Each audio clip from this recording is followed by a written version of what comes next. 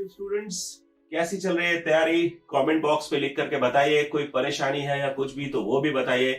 मैं आपके पास वो गुड न्यूज लेके आया हूं। वो गुड न्यूज आपको पता है कि बहुत सारे जितने भी प्राइवेट कॉलेजेस हैं डियर फ्रेंड्स, उनमें फी रिड्यूस हो गई है और गवर्नमेंट कॉलेजेस के बराबर कर दी गई है 50% सीट्स में। आप समझिएगा इस बात को।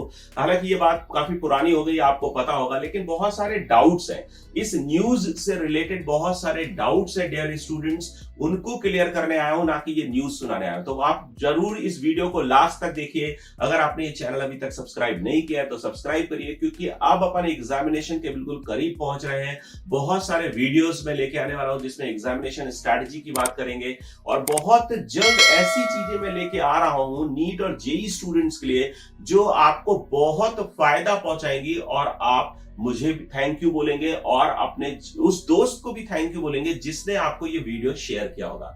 राइट, तो आप पूरा वीडियो लास्ट तक देखिए, क्योंकि न्यूज इंपॉर्टेंट नहीं है, यहाँ पे जो डाउट्स आ रहे हैं स्टूडेंट्स के वो इंपॉर्टेंट है। और एक एक डाउट आप देख रहे होंगे स्क्रीन पे, वो सारे डाउट्स मैं एक एक करके क्लियर करने वाला हूं। राइट,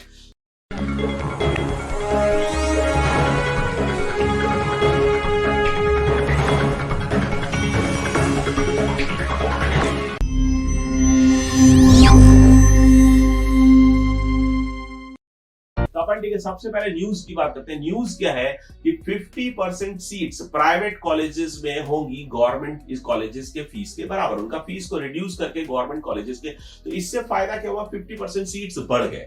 ऐसा क्यों भाई? प्राइवेट कॉलेजेस में मेडिकल फैसिलिटीज या इक्विपमेंट्स या लैब या उनकी जो फैसिलिटीज होती हैं वो गवर्नमेंट कॉलेजेस से अच्छे होते हैं। तो मेडिकल स्टूडेंट्स के लिए जो नीट क्वालिफाई करके जो मेडिकल कॉलेजेस में जाते हैं, उन स्टूडेंट्स के लिए प्राइवेट कॉलेजेस जो होते हैं वो बेटर होते हैं गवर्नमेंट कॉलेजेस से। अब आपको उसी फीस पे, गवर्नमेंट कॉलेज की फीस पे 50% सीट्स प्राइवेट कॉलेजेस में अलॉट हो रहे हैं, तो ये आपको फायदा हो रहा है। एक तरीके से 50% सीट्स बढ़ गई है। अब लेकिन पहला क्वेश्चन आता है, पहला जो डाउट है, एक एक करके डाउट ले रहा हूं डियर फ्रेंड्स, कि फर्स्ट डाउट है कि उस पे एलिजिबिलिटी क्या है, मतलब एलिजिबिलिटी और एप्लीकेबल ईयर क्या है। तो एप्लीकेबल ईयर क्या होगा? 2021 जिसका रिजल्ट अभी आया है वो, उसके लिए भी ये एलिजिबल होगा क्या, या 2022 से स्टार्ट होगा या 2023 से स्टार्ट होगा? तो जहां तक अभी इस बात को क्लियर नहीं किया एनटीए ने, लेकिन फिर भी ये 2021 के लिए तो एप्लीकेबल नहीं होगा, 2022 से एप्लीकेबल होगा ऐसा लगता है, क्योंकि ये न्यूज अभी आई है। एग्जामिनेशन पहले कंडक्ट हुआ था 2021 का, तो प्राइवेट कॉलेजेस में अभी ये लास्ट ईयर होगा। जैसा माहौल चल रहा था लास्ट ईयर तक, वैसा ही इस साल की काउंसलिंग में भी चलेगा। इस साल मतलब 2021 में जो बच्चे अपियर हुए थे, जिनका रिजल्ट आया है, काउंसलिंग में जो लोग अपियर हो रहे हैं, उनके लिए अभी वही पैटर्न रहेगा। 2022 में जो बच्चे अपियर होंगे, जिसका एग्जाम आपको पता है, नीट के एग्जामिनेशन डेट को लेकर के बहुत सारे रूमर्स हैं। रूमर्स में मत पड़िए, अभी तक कोई भी डेट डिक्लेयर नहीं हुई है।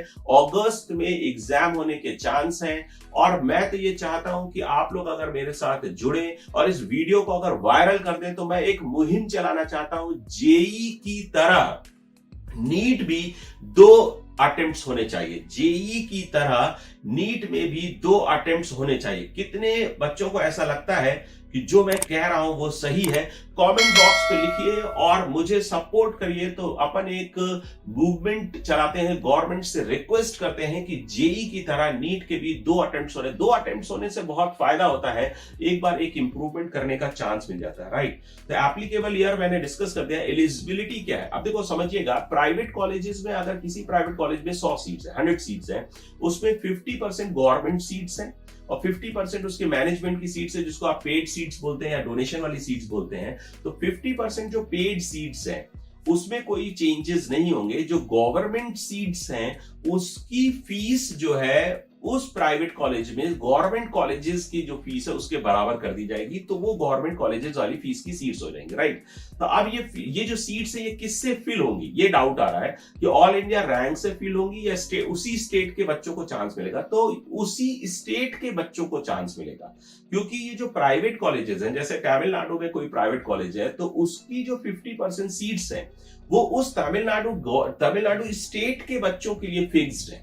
गवर्नमेंट सीट्स जो 50% है, तो उन्हीं 50% सीट्स की फी गवर्नमेंट कॉलेज के बराबर की जाएगी, तो वहां पे तमिलनाडु के बच्चों को चांस मिलेगा। इसमें एक नॉर्थ इंडिया वाले बच्चों का थोड़ा सा लॉस हो रहा है। क्यों भाई? क्योंकि यूपी, बिहार, राजस्थान, मध्य प्रदेश, छत्तीसगढ़, झारखंड, बिहार, इन सब के जो बच्चे हैं जो साउथ इंडिया के अच्छे मेडिकल कॉलेजेस में आज तक जाते थे पढ़ने के लिए, उनको उस गवर्नमेंट सीट्स में जिसमें फी रिडक्शन हुआ है उनका फायदा नहीं मिलेगा। वो सीट्स उसी स्टेट के स्टूडेंट्स से फिल होंगी, तो इनको अभी भी उसी पेड सीट पे जाना पड़ेगा। नंबर 1। नंबर 2 बात क्या है कि प्राइवेट कॉलेजेस को गवर्नमेंट सीट्स के बराबर 50% सीट्स की जो फी है वो गवर्नमेंट कॉलेजेस के बराबर करने की वजह से रेवेन्यू का लॉस होगा। तो हो सकता है वो जो मैनेजमेंट कोटे की सीट्स हैं उसकी फी थोड़ी सी इंक्रीज कर दें, जिसको बढ़ा करके वो थोड़ा सा बैलेंस बिठाने की कोशिश करेंगे। तो हो सकता है नॉर्थ इंडिया के बच्चों को साउथ इंडिया के कॉलेजेस को लेने के लिए ज्यादा फीस डालनी पड़े, ज्यादा पैसे देने पड़े, क्योंकि वो बैलेंस बिठाने के लिए उसकी फी राइज कर सकते हैं, इंक्रीज कर सकते हैं, क्योंकि इसकी फी डिक्रीज हो रही है। आई थिंक आपको क्लियर होगा, राइट? उसके बाद नेक्स्ट आते हैं government quota all seats in private medical college. अभी इसमें एक और चक्कर देखिए, थर्ड पॉइंट जो है उसको पढ़ लीजिए। क्या बोल रहा है? गवर्नमेंट कोटा और all seats in private medical college, तो 50%। अच्छा, मैं इसको समझाता हूं क्या बोलना चाह, इसमें डाउट क्या आया है बच्चों का। जो डाउट आया है वही क्वेश्चंस मेरी टीम ने लिख करके दिए हैं, जिनको मैं आपको एक एक करके इलैबोरेट कर रहा हूं। तो इसमें ये है कि जो गवर्नमेंट कोटा है, अगर मान लीजिए किसी प्राइवेट कॉलेज में 40% है और प्राइवेट कॉलेज में 60% मैनेजमेंट कोटा है, समझिएगा कि जो जिन सीट्स की फीस कम की गई वो कौन सी सीट्स है। मैंने आपको बताया गवर्नमेंट वाली है, लेकिन कई कॉलेजेस ऐसे भी हैं जिसमें 40% गवर्नमेंट सीट्स हैं, 60% प्राइवेट सीट्स हैं, या मैनेजमेंट सीट्स है, या डोनेशन वाली सीट्स है, या हाई फीस वाली सीट्स है, ऐसे समझिए।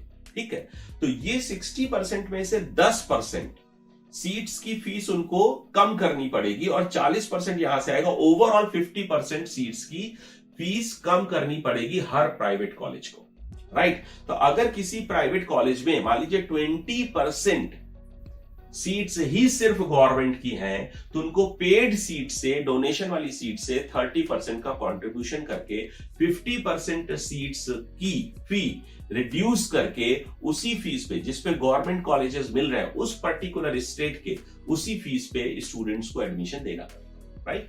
नेक्स्ट पॉइंट आ रहा है, एक बड़ी गुड न्यूज है कि फीस जो है अब गवर्नमेंट ने 3 साल के लिए फिक्स कर दी है, या फिर ईयर ऑन ईयर बेसिस पे जो सीपीआई होता है, कंज्यूमर प्राइस इंडेक्स, उसके अकॉर्डिंग जो इन्फ्लेशन डिफाइंड होता है, वो इन्फ्लेशन या 5% में से जो ज्यादा होगा उतना ईयर ऑन ईयर बेसिस पे बढ़ा सकते हैं या 3 साल के लिए फिक्स कर सकते हैं। समझिए, 2 ही केसेस है, या तो 3 साल के लिए फिक्स कर दें, और या फिर दूसरा केस ये है कि 5% या जो इन्फ्लेशन को एडजस्ट करने के लिए जो भी 7-8% जो भी सीपीआई बताएगी, ऐसे अपनी मनमर्जी से नहीं कर सकते। तो सीपीआई के डेटा के अकॉर्डिंग जितना भी अकॉर्डिंग इन्फ्लेशन को एडजस्ट करने के लिए जो 7-8% निकलता है या 3-4% निकलता है, तो 5% जो उनमें दोनों में से ज्यादा होगा उतनी फीस को ईयर ऑन ईयर बेसिस पे बढ़ा सकते हैं। नेक्स्ट पॉइंट, एक और गुड न्यूज है कि uniform fee structure in all government colleges in particular state. अभी तक क्या होता है, एक ही स्टेट में, जैसे मान लीजिए यूपी है, तो यूपी में अगर मान लीजिए 30 मेडिकल कॉलेजेस है तो उनकी भी फीस अलग अलग है। आगरा की फीस अलग है, कानपुर की फीस अलग है, लखनऊ की फीस अलग है, बरेली की फीस अलग है, इलाहाबाद की फीस अलग है। अलग अलग कॉलेजेस, मेडिकल कॉलेज की फीस अलग है, या उदयपुर की फीस अलग है, जोधपुर की फीस अलग है, कोटा की फीस अलग है, अजमेर की फीस अलग है। तो एक ही स्टेट पे अलग अलग गवर्नमेंट कॉलेजेस की फीस अलग अलग थी, तो उसको भी गवर्नमेंट ने ठीक कर दिया है कि पूरे के पूरे सारे गवर्नमेंट कॉलेजेस की फीस एक जैसी होगी, राइट? सेम फीस होगी ऑल गवर्नमेंट कॉलेज की। एक और बहुत इंपॉर्टेंट चीज आ रही है कि आज तक क्या होता है कि प्राइवेट कॉलेजेस जो है, या गवर्नमेंट कॉलेजेस में तो नहीं है, प्राइवेट कॉलेजेस डेवलपमेंट फीस के नाम पे पता नहीं क्या क्या चार्ज करते हैं। कोई 15%, 20%, 25%, 30% तक भी चार्ज कर देते हैं। लैब के नाम पे, इक्विपमेंट्स के नाम पे, अदर फैसिलिटीज के नाम पे, इंफ्रास्ट्रक्चर के नाम पे कुछ भी डेवलपमेंट फी चार्ज कर देते हैं, जिसकी गवर्नमेंट ने रेंज फिक्स कर दी है 6-8%। ये भी एक अच्छा 6-15%, ये भी एक अच्छा मूवमेंट है गवर्नमेंट का। और गवर्नमेंट ने एक और बहुत अच्छी चीज की है कि हॉस्टल, मेस और ट्रांसपोर्टेशन को मैंडेटरी कैटेगरी से हटा दिया है। अभी तक क्या होता है, प्राइवेट कॉलेजेस मैंडेटरी कर देते हैं कि आपको हॉस्टल लेना ही पड़ेगा, मेस आपको लेनी ही पड़ेगी, ट्रांसपोर्ट आपको लेना ही पड़ेगा, तो उससे बच्चों के ऊपर एक एक्स्ट्रा बर्डन आता है, जो कि गवर्नमेंट ने अभी ठीक कर दिया है कि हॉस्टल, मेस और ट्रांसपोर्टेशन मैंडेटरी नहीं है। आप चाहे तो बाहर भी रह सकते हैं, बाहर का खाना खा सकते हैं, आप अपने हिसाब से रह सकते हैं, जी सकते हैं। और अगर आप गवर्नमेंट सीट्स पे गए हैं, प्राइवेट कॉलेजेस में जो गवर्नमेंट फीस वाली सीट्स हैं, उनको मैं गवर्नमेंट सीट्स बोल रहा हूँ, तो उस पर अगर आप गए हैं तो आपको मजा आने वाला है, आप बाहर रह के पढ़ाई कर सकते हैं। अब आपको बहुत ज्यादा पैसे देने की जरूरत नहीं है। तो आप लोग मेहनत करते रहिए, मोटिवेशन लीजिए इस बात से कि गवर्नमेंट भी आपके लिए अच्छा काम कर रही है, तो जम करके पढ़ाई करिए। अपना नारा होना चाहिए दोस्तों, जियो जेई। ये जेई ज्वाइंट एंट्रेंस एग्जामिनेशन वाला नहीं है डियर फ्रेंड्स, नीट के लिए वीडियो बना रहा हूं तब भी नारा जियो जेई है। क्यों भाई? क्योंकि जियो लाइफ जेईई, जमे रहो एग्जाम के एंड तक, राइट? तो जियो लाइफ जम के एग्जाम के एंड तक, राइट? और सिर्फ पढ़ाई करना है, पढ़ाई को एंजॉय करना है। स्वस्थ रहिए, मस्त रहिए, जीवन में व्यस्त रहिए। All the best, good luck, bye bye.